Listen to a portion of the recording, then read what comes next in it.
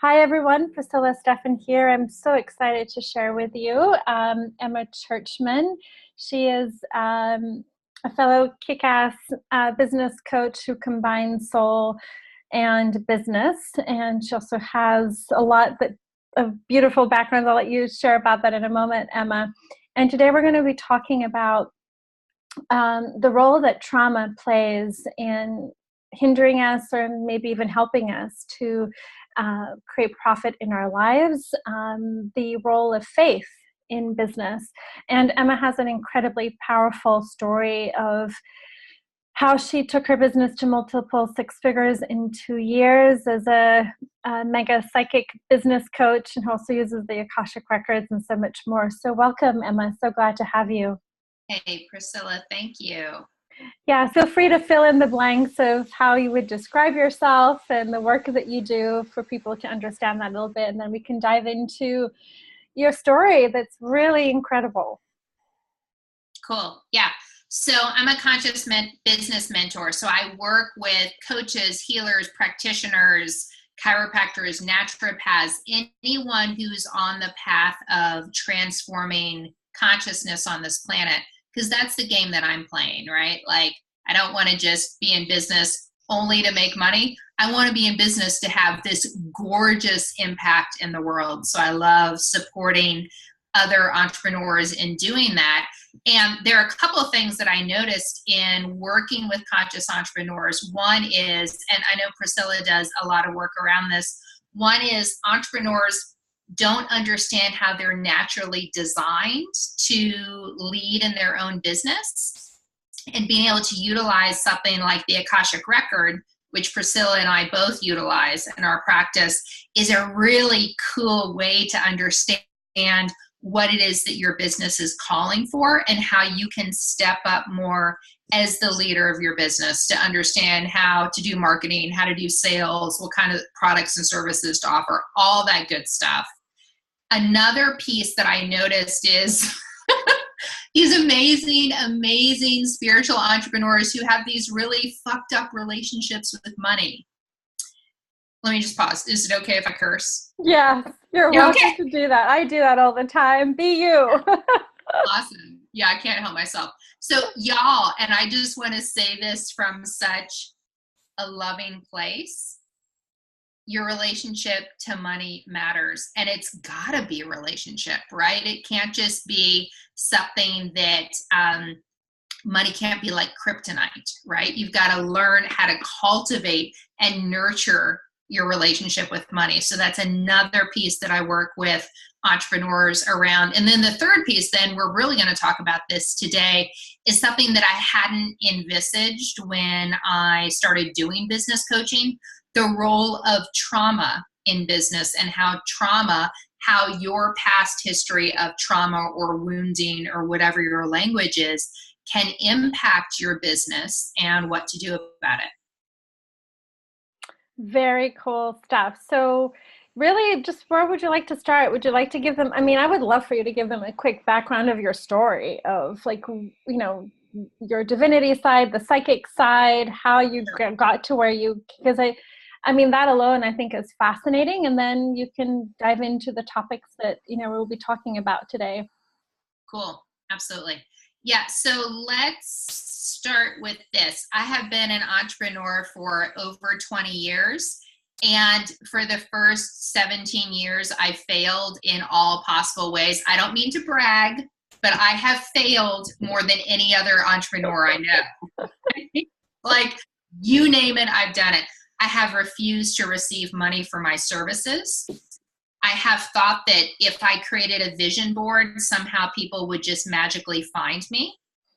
I have thought that my amazing spiritual gifts were not explainable or understandable to other people, and that's why they were not hiring me.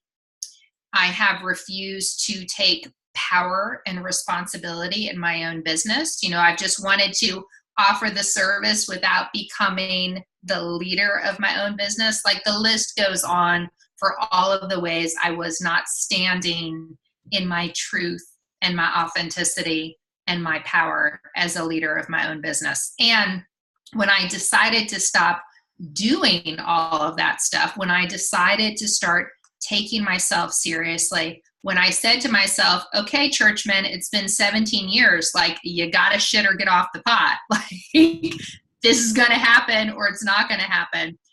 The decision that I made to do whatever it took to grow my business, which included disciplining my mind, taking a lot more action, being a lot more visible, standing in my truth more, only doing it a business in a way that really resonated to me and was juicy to me. When I started doing all of those things simultaneously, what happened is I went from an average of $500 in monthly revenue to an average of $20,000 in monthly revenue. I made that leap in 30 days, and I grew a multi-six-figure business in 1 year with a basic website and no email list. Which is remarkable. And, I remember I learned this really, it sunk in when I was at a Tony Robbins event, that he, his quote is, it's in your moments of decision that your destiny is shaped, right? And so I constantly hear that it's that moment of deciding, right, that I'm not available anymore for whatever the life experiences that you don't want anymore, right? Like, I'm done, right? Just not doing it.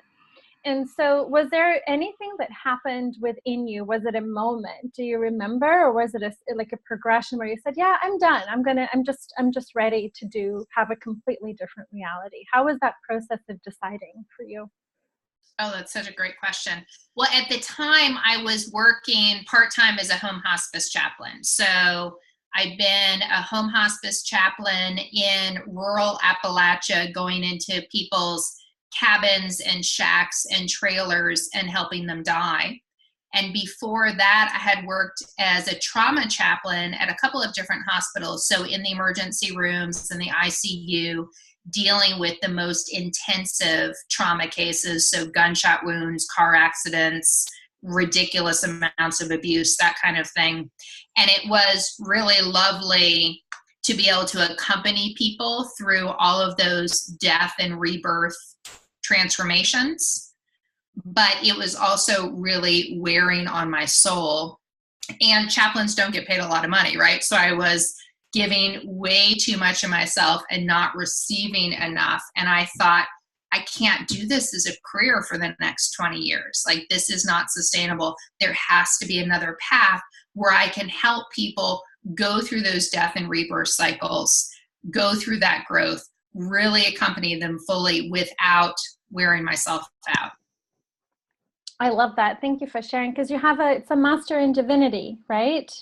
Yes. So, which is very cool. So we have a lot of healers and coaches in our group, that are incredibly gifted and still working through the process of finding their way with money. And so we can certainly open this up to the topic that around trauma and faith and business. I feel that one of the things that can come up a lot, right? Even if business is supposedly a long-term process or journey or whatever, is that, like, gosh, like, so many people seem to be making it. What's wrong with me that I just can't seem to get it together, right? Why can't I just seem to have a different relationship to money? Because we can buy programs, we can do a whole bunch of things, but things don't sometimes shift.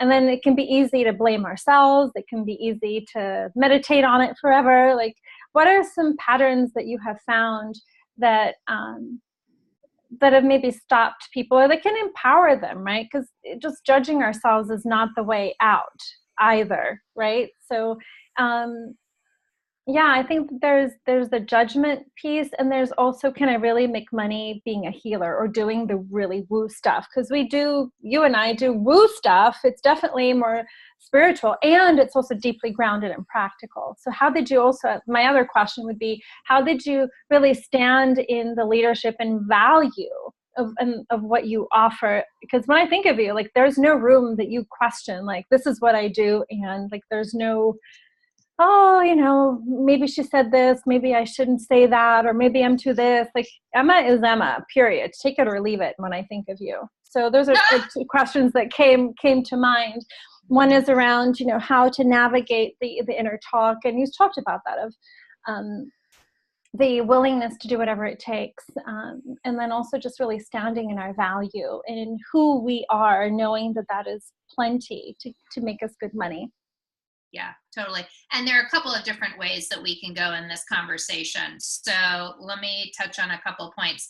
The first is, and you may talk about this with your people, Priscilla, the ego, our gorgeous giant brain wants to keep us safe, wants to keep us the same, right? So anytime we start to step outside of our own comfort zone, either the comfort of a particular belief or the comfort of actions that we have done in the past or ways that we have been in the past, even if we haven't gotten the results that we wanted monetarily or otherwise, our ego is so terrified of us doing anything new or different, believing anything new or different, that it will do whatever it can to sabotage us and to keep us from moving forward. So a paradigm that I teach my clients is it's your ego, right? Like, it's not actually real. It's your survival instinct kicking in. Your survival instinct is doing its job of trying to keep you the same, because as long as you're the same, you're still alive, even if you're not liking your current reality. So you've got to learn how to bypass that survival mechanism. And a lot of people, especially spiritual entrepreneurs and healers, think, I'm just going to meditate my way through this until I don't feel fear anymore, or I'm going to do some inner child work until I don't feel fear anymore. And those things are amazing and awesome. I believe in meditating. I believe in the inner child work. But the way to move through fear is by taking action that moves you through fear. There is no other path. That is the path. Does that make sense? Mm-hmm. Yes, absolutely. So action combined with the inner work, they have to go hand in hand. Yes, absolutely. Yeah. Another thing to think about, if you're saying to yourself, why is it so hard? Why is this working for everyone else, but not for me? You know, why can't I make the money that I want to make?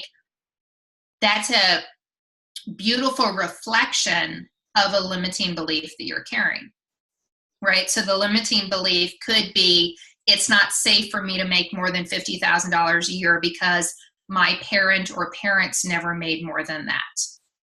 Or if I make more than $50,000 a year or $100,000 a year or $500,000 a year, it's going to be taken away from me because my family is going to want my money. That's actually a belief that's going to keep you from being able to generate more money.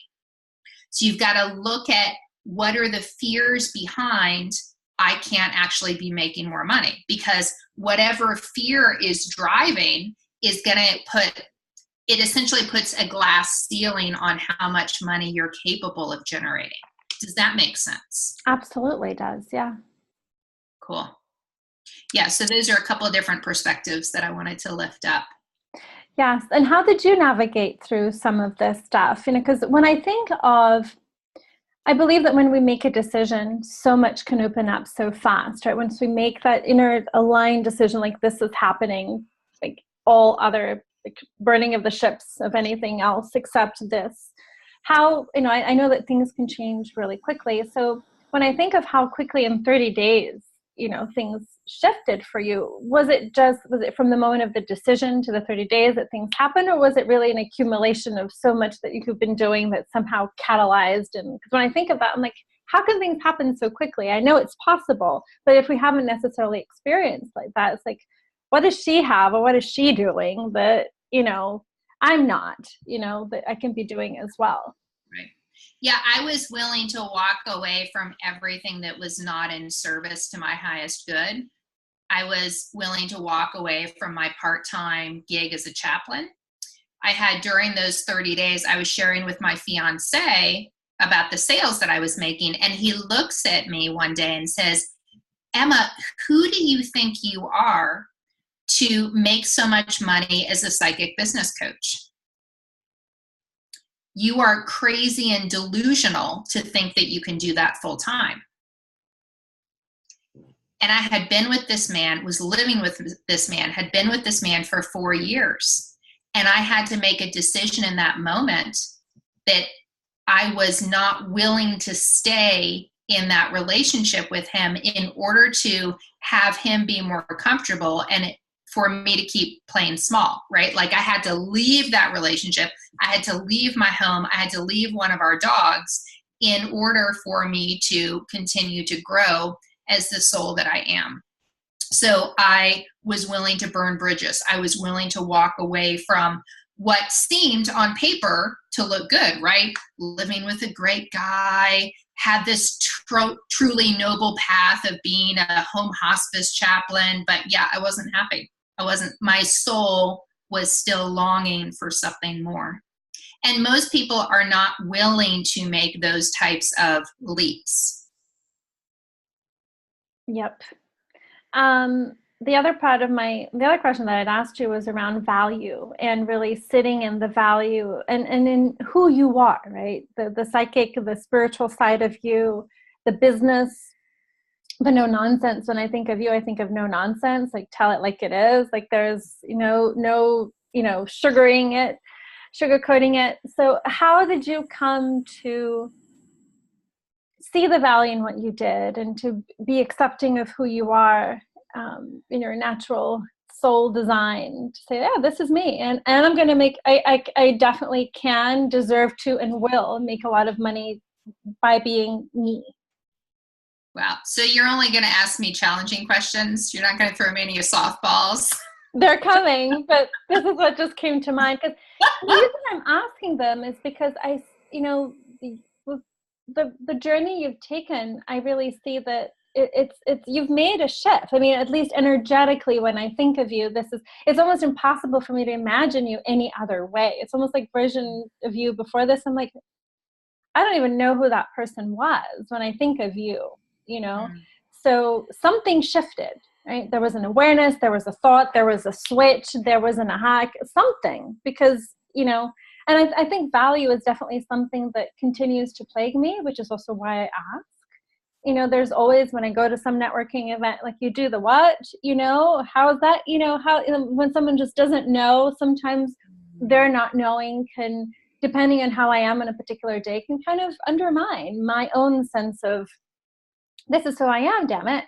But I don't get that sense, at least not as much from you. So that's why it's also kind of a selfish question of how does that work? Because I think also as mystics, as leaders, we often can have a lot of self-doubt and fear. Like, I don't know enough. I've got 5 more certifications to go before I can ask, increase my rates. No, whatever BS that is.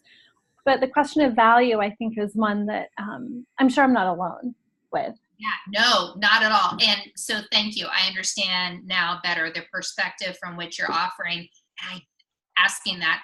And I totally want to speak into it. And funnily enough, I feel that it was my training as a trauma chaplain that really taught me to own my value. And what I mean by that is I would work 24-hour shifts covering a 400-bed hospital, the only chaplain there, right? So anytime there was a trauma, I had to be on the scene. Anytime there was a code blue, like someone's heart stopped beating, I would have to be on the scene. Anytime security was called to a patient room, I would have to be on the scene. Anytime a doctor or surgeon was having a conversation with a family about needing to take their loved one off of life support, I would need to be on the scene. So I was constantly, anytime like a sexual assault case would come into the ER, I would get called to be there to advocate for the patient. So I was constantly in these situations where I could get triggered, right? Like my own history of emotional, sexual, physical abuse could come up, or my own fear or overwhelm when I'm watching these family members weep because their loved one is dying, or I'm watching a trauma team freak out because they don't know how to handle a situation. Like, every possible trigger that could have come up for me or anyone else in the room, I got faced with for 24 hours straight without sleeping. Right? So it was like this beautiful laboratory for really having to look at my own triggers and look at ways that I was letting my own internal stories or stuff come up. And what happened as a result of doing that work for years is I can walk into any situation right now and not get affected by what other people are saying or doing or feeling, or the energy that they're putting out, because I don't get triggered anymore. So it allows me to hold this really powerful space where if someone says, Emma, what do you mean the Akashic Records? That doesn't make any sense. That doesn't trigger me. I think, oh, they don't know what the Akashic Records are. Like, let me just tune into whether or not that's the conversation I actually want to have with them. Because maybe I don't want to talk with them about that. Like, maybe they're not the right prospective client. Am I making sense with this so far? It is. And when you have your own clients, I know that you help them really navigate, like you said, these cycles of rebirth, letting go of the patterns and the dynamics and even identities that have kept them at a certain income level to move into another level of energetic, spiritual, financial leadership. How do you help them with their triggers, or what have you found can be some suggestions for our people in the Soul Profit Circle to navigate the reality of it, Absolutely. Yeah. And I love especially that you've got the circle, that container, because I have found over the years as a coach and a mentor that one of the most impactful ways for us to start working through our limiting beliefs is to do that in the container of a group. Because when your only option, if you're going to get something out of the program, when your only option is to show up and be vulnerable and authentic and transparent in front of other people, you are going to have huge breakthroughs around visibility, around fear of rejection, around shame, around guilt. Like, all of that stuff is going to have to be worked through in order for you to show up on the coaching calls or show up in the Facebook group or whatever the forums are for the groups, in order for you to really be able to work well within that program. So I actually do that exclusively now. Like, even for my high-end people, they have got to be in the container of a group so that other people can witness them, and so they can witness themselves transform and release what no longer serves them. I thank you for that. So I'd love to go into the aspect of trauma, that I know that you were excited to share with people about, and your insights around trauma and how it impacts our ability to make money, because we've all gone through some stuff, right? And that can affect us, ways that we are conscious of or not. So I'd love for you to share a bit some of your wisdom around that and how that can help people who have gone through different, life experiences, and how that might impact their ability to make money. Sure, absolutely. Yeah, and when I first started out business coaching, it wasn't really my intention to get into or work with trauma, but I started to notice that all of my clients, private, group, that kind of thing, had some experience of trauma, especially for more conscious entrepreneurs, more spiritually oriented entrepreneurs. It is not uncommon to have a history of physical or sexual or emotional abuse, usually in childhood, sometimes in adulthood. And what I noticed is that the more permission I gave to myself to talk about my own journey and how that impacted me in my business, the more my clients were willing to open up and say, hey, I'm really terrified of being visible, because when I was a child and I was visible, I would get hit or punished, or my parent would threaten to kill me, right? And if you have a coach just say to you, you have a fear of visibility, get over it, go take some action, like, that's not going to work if you're not also acknowledging what is impacting your inability to be visible. So I started to get really fascinated with this notion of, how does trauma show up in our business? How does it affect our marketing and our sales? How we interact with our clients and customers? How we develop our products and services and offer them? Like, how does it impact us? And as a result, I launched a podcast series that's running now in 2018 called Cleared for Profit, Heal Your Trauma to Grow Your Business, where I'm interviewing coaches, healers, practitioners, doctors, anyone who can talk in an informed way about how trauma shows up in our physical being, in our spiritual being, in our emotional being, in our mind, and what to do to begin to heal that. And simultaneously, I've been doing my own practices with my own practitioners to really look at especially how trauma shows up in my body. Because I noticed back when I was a trauma chaplain, I noticed that most of the people, when they are in an immediate trauma response, that their autonomic nervous system gets out of whack. So we've got the sympathetic nervous system and the parasympathetic nervous system. And the sympathetic nervous system will go into the fight, flight, freeze response. So when we're doing something that scares us, or when we have something that happens to us that's overwhelming, our body shuts down. Like we stop digesting food, our organs stop doing anything other than the most essential things to keep our body moving. We stop breathing as deeply. We don't need to go to the bathroom. Like that's the fight, flight, freeze response. But what happens for people who have a history of trauma is they learn to be in that response almost all of the time. So they're never able to fully relax. They're never able to fully be present because they're always tensed up, waiting for the next traumatic event to happen. And when you're doing that, it's really hard to trust yourself. It's really hard to listen. It's really hard to be a leader in your business because you are in reaction instead of being relaxed and present and doing that deeper listening. So that's some of the stuff that I'm starting to play with in my own coaching and mentoring, and also learning about through interviewing experts on trauma.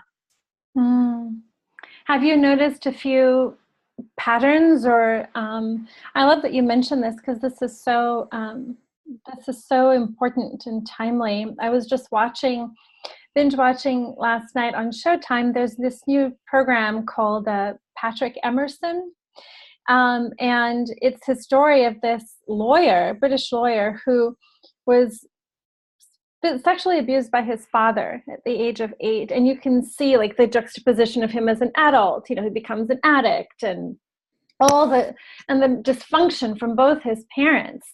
And it's so well acted. And it was kind of interesting that we're talking about trauma. And I was watching the show yesterday, and it makes me think of the traumas that I've had, the traumas that Alex has had, and how that continues to impact, how we show up, our life experience. Even with me now, and like one of the most joyous times, I keep telling Alex, I'm just waiting for that shoe to drop, because how much joy can I have before some tragedy happens? Some other calamity will just take over, right? And just exploring, like, wow, that's an interesting point of view. That's an interesting way of experiencing life. I know Brene Brown talks about this, and how some of the times, some of the worst thing that you can get is everything you want, because then you're like, now what, right? But it's a real concern. And I love how you talk about the fight or flight in business, and how, for me, a lot of my business has felt that way. The fear, it's a constant fear, the fight or flight, got to make it happen, got to do this. The ego can also come into it, proving value, other bunch of stuff can go into the bag.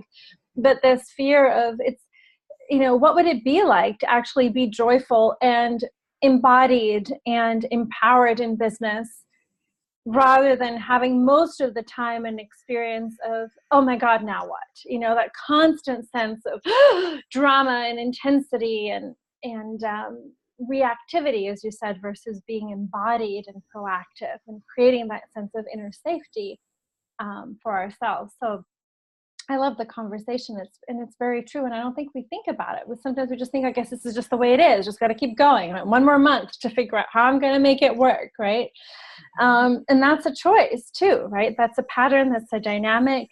That doesn't have to be the case forever, right? We can heal it. We can move through it, for sure. And interestingly enough, it takes exactly the same amount of energy and intention to step out in fear as it does to step out in faith. And both of those are unseen. We're afraid of something that doesn't even yet exist, or we're afraid of something that has happened in the past. We're not actually being in the present. It's the same thing with faith. We've got to have faith when we have a desire for something in our business. We've got to have faith that it will be made manifest, even though we cannot physically see it in front of us yet.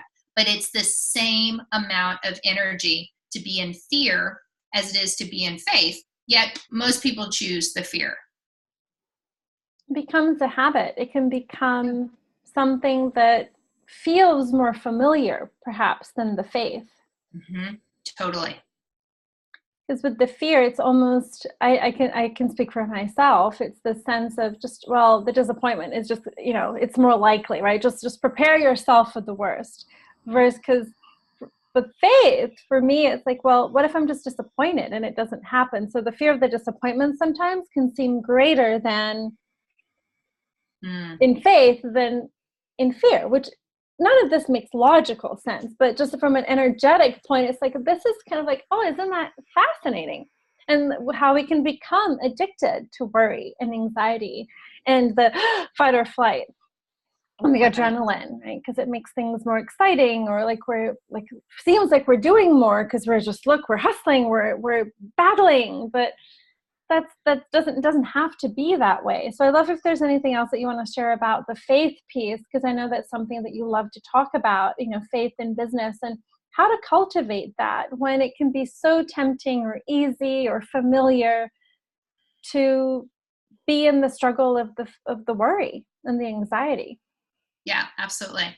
Yeah. And let me say first that I'm a minister, but frankly, I don't care what you believe in. I don't care whether or not you're religious. What I care about is that you understand that there is something greater than yourself that truly desires abundance for you, that truly desires healing for you.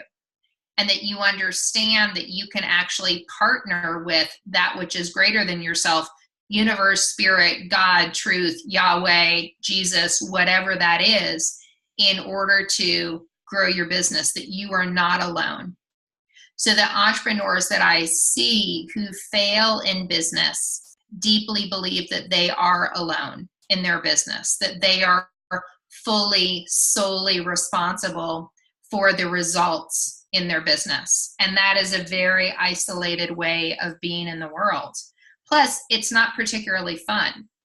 I think it's a lot more fun to partner with, for me, I use the word universe, to partner with the universe, because when the entire universe is supporting me and growing my business, it's a lot more fun than feeling like I have to do everything. I have to make everything happen. And there's a lot more comfort and relief that comes for me in saying, you know what, universe, we're tag teaming on this. And another aspect of that is that I believe that I am all powerful. I believe that I am the universe, that I am God, that there is no separation between me and that which is greater than myself. So when I talk about having faith, that's what I'm really talking about, that belief that there is no separation between you and all that is. Does that make sense? It does.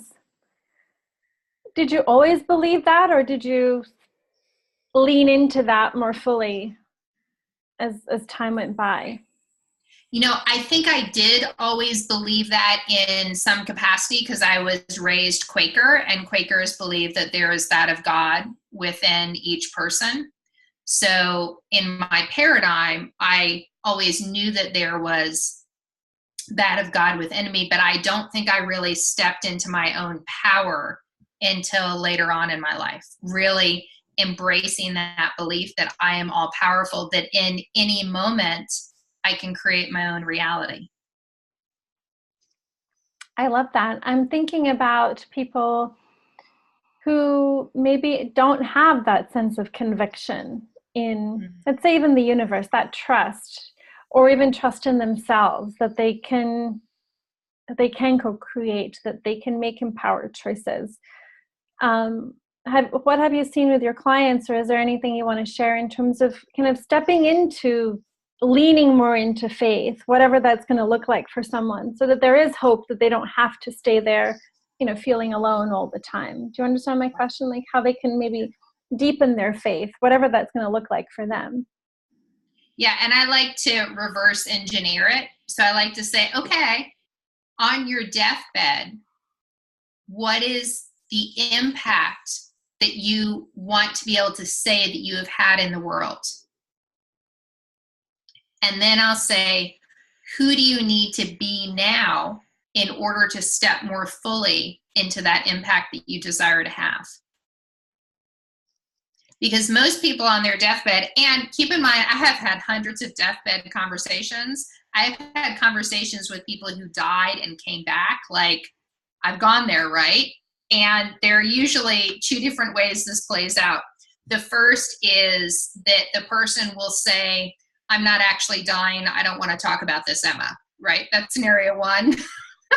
Scenario two is, I want to know that I help make this world a better place, or that I raise children that are doing good things in the world, or that I impacted people in my relationship with them. Like, really, that's what people are thinking about at the end of their life.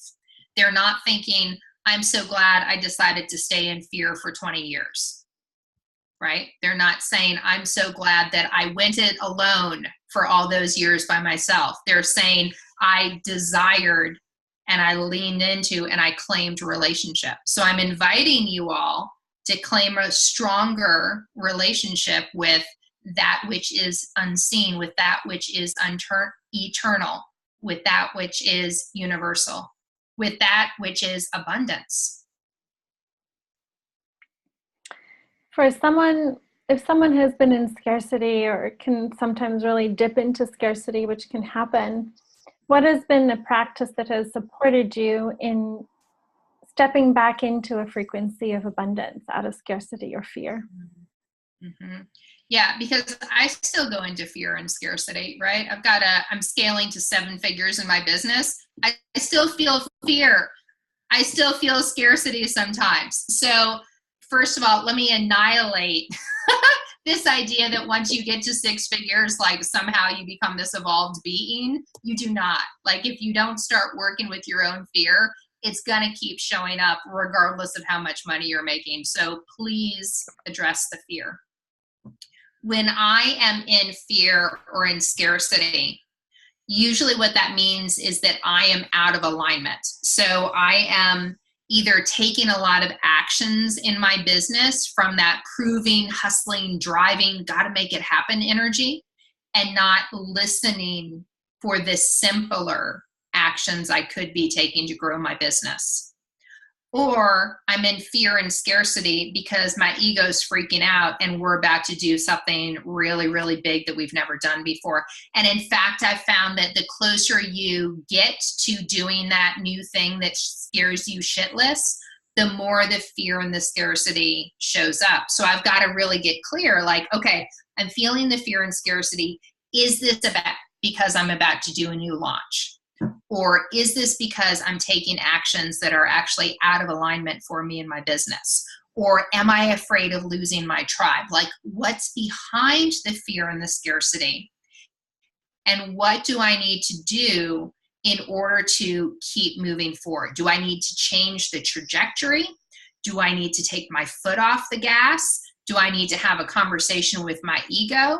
Do I need to admit that I'm desperately afraid of losing whatever it is that I'm afraid of losing? Like, just getting real with yourself and giving yourself full permission to feel what you're feeling so you can understand it and then move forward. Yeah, that's incredible wisdom, because I think sometimes just knowing that alone can save us so much grief. Just acknowledging, are we doing it out of a shooting on ourselves, the out of alignment piece, and where are we just ego freak out mode? Oh my God, I can't do this. What if it doesn't work? What if nobody shows up? What if nobody pays me? What if whatever, right? And it's a That's a very good point. And I know that you are also a supporter of people stepping back, or, actually sometimes, at least the sense I've gotten from your posts online is that, there are cycles and rhythms and times to integrate, times to create momentum. How do you feel about cycles and rhythms in our lives? And because life is also part of business, right? And for me personally, even though as much as I would love to be a little robot that just keeps just going, like linearly growing, it doesn't happen that way. And one of the scariest things for me this year was the beginning of the year. I did an honest assessment of what my priorities were. And business was number 3, which was very hard. Like, I needed to get my health back. I was determined to savor this wedding process. And then business was number 3. So there was a scaling back, conscious of doing it. And the ego definitely freaked out. But that is what felt aligned and what is aligned to me. And another question that I love to ask is, if I fully trusted myself, what would I choose in this moment? If I really trusted myself, what would I choose? And it's to choose what I'm choosing. And so if there's any wisdom, because sometimes, I've seen so many people, including in our group, that are going through some big life changes, deaths in the family, relationships shifting or ending, businesses kind of being restructured. They're going through health issues. I mean, I've seen it all, like in my personal or even client life. And so how to navigate these transitions that we go through in life that are real with business, and how it doesn't always necessarily in the moment mean business is going to keep booming. It might mean a shift, and how to navigate that or reframe it so we stop beating ourselves up, maybe. Right. Yeah. And especially for those of us who are action oriented, like my default always is to take action. So if that's the case, it's really powerful. And Priscilla does this work beautifully, to ask the soul of your business what your business needs. I did that in November of last year. I was feeling really, really tired, just exhausted, like could not function, exhausted. And I had this long to-do list of things I wanted to get done before the end of the year. And I wanted to rock my sales at the end of the year. I was enrolling people into a new coaching program. Like, I had so much going on. And when I asked the soul of my business said, you need to rest. And I had to trust that. So I'm not speaking to someone whose default is to veg out on Netflix. Like, that is a form of resistance for the most part. If that's a pattern for you, maybe that's not actually what the soul of your business is telling you to do. But if the soul of your business is telling you to do something that makes you radically uncomfortable, like for me, it was resting, you have to listen. So what I did is I spent the next month vegging out on Netflix and going hiking and sleeping. And I did $87,000 in sales in 33 days. So my biggest sales month ever, taking very little action, not particularly marketing myself. And again, with the Netflix and the hiking and the sleeping, right? Because I listened. And even though it made me deeply uncomfortable, I said yes. So I believe that there are seasons and cycles, and that we aren't designed to always be on. And sometimes what we need to grow our business is different than what we think it is. In this year, my business has said, your number one priority must be your health. That's it. If you want to grow your business, you need to take better care of your body. So that's what I've been doing all year. And it's really interesting to see how the business is just continuing to function and grow, even though my primary focus is on my health. So it's not always the logical thing that we think it should be that's going to help us grow.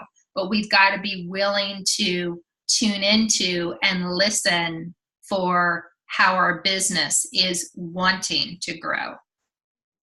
Yes, and to trust that there is a gift in it, and gift, and it goes back to the co-creation, where we're not just trying to use our logical brain, got to do, right? And a big to-do list, versus what if we can create more and do less? What if there's more at play here? Because we're not, the business isn't just the business. We're living a life, and there's so much that goes into that, and that informs the business.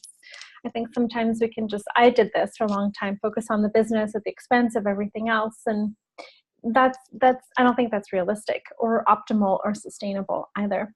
So we're wrapping up to almost to the top of the hour, Emma. So I know you have a free gift for folks that I'd love for you to share. And then if you have any final words of wisdom before we wrap up, that would be great. So what is your free gift for folks? I don't even know about it yet myself, I don't think. Yeah, it's called The Art of Abundance. So it's an online platform in which you can learn the 21 money mindset strategies that I use to grow my business, that my clients have used to double, triple, and quadruple their income. So it's a webinar training with some exercises to actually help you start working through some of those limiting beliefs and other things that stop you from making more money in your business. That couldn't be a better gift for folks. And yes, and we'll have the link for you guys to share. So please share. I don't think I have that link yet, Emma. So please share it with me so we can add it onto here. And any final inspired words of wisdom for folks before we wrap up? Yes, please get out of your own way. I say that in love, but come on. You are here with, as Mary Oliver said, this one wild and precious life. Please get out of your own way so that you can have the impact that your soul is longing to have in this world. Yes, and to do it your way with ease and abundance and with joy, because I believe that goes a long way. You don't have to kill yourself to be in business. So thank you so much, Emma. So we'll post everything about Emma, but if you don't want to wait, you can also go to emmachurchman.com and check out more about her goodies and how she works with folks and how she can support you in creating more profit with soul. So thank you so much, Emma. It's been such a pleasure for us to play a little bit more like this today and for you to contribute to the Soul Profit Circle. So thank you. Have a beautiful day, and I'll see everyone later. Bye. Bye.